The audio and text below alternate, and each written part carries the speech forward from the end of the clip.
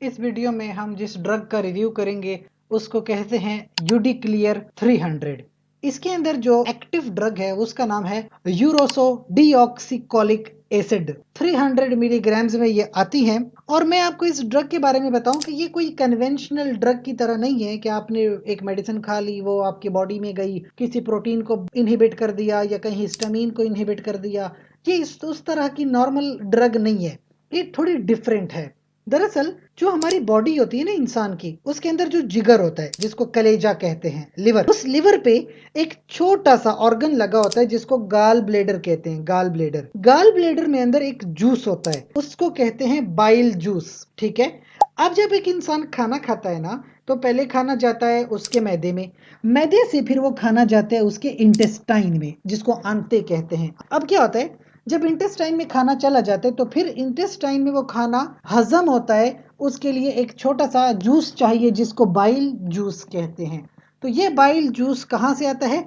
वो gall bladder जो मैंने आपको बताया कलेजे के ऊपर जो होता है, वहां से बाइल जूस आता है इंटेस्टाइन में और खाना हजम हो जाता है। फिर जो खाने में नमकियात हैं वो हमें मिल जाती हैं। अब अगर इस गाल ब्लेडर में कोई प्रॉब्लम आ जाए, इस गाल ब्लेडर की कोई डिजीज आ जाए, जैसे मैं आपको मिसाल के तौर पे बताऊं, एक बड़ी खतरनाक बीमारी होती है प्राइमरी बिलरी सिरोसिस। क्या होता है कि ये जो आपके पास गाल ब्लेडर है इसमें प्रॉब्लम आ जाती है, इसका सिरोसिस हो जाता है, पीवीसी कहते हैं इसको। तो फिर क्या होगा कि ये बाइल जूस सही तरीके से नहीं बना पाएगा। इसके अलावा एक दूसरी बीमारी के बारे में मैं आपको बताऊं। क्या होता है, कभी कभी हमारे गाल ब्लेडर में स्टोन बन जाता है। ठीक है, पत्थर आ जाते हैं, गाल ब्लेडर स्टोन्स हो जाते हैं, गाल स्टोन्स। या एक और बीमारी होती है बिलरी कोलेंजाइटिस। यही गाल ब्लेडर के अंदर सूजन हो जाती है, इन्फ्लेमेशन सी हो जाती है और इसके अंदर खराबी आ जाती है। मसला कहाँ पे है? मसला ये है कि फिर बाइल जूस नहीं बनेगा सही तरीके से और फिर हाजमा सही तरीके से नहीं हो पाएगा।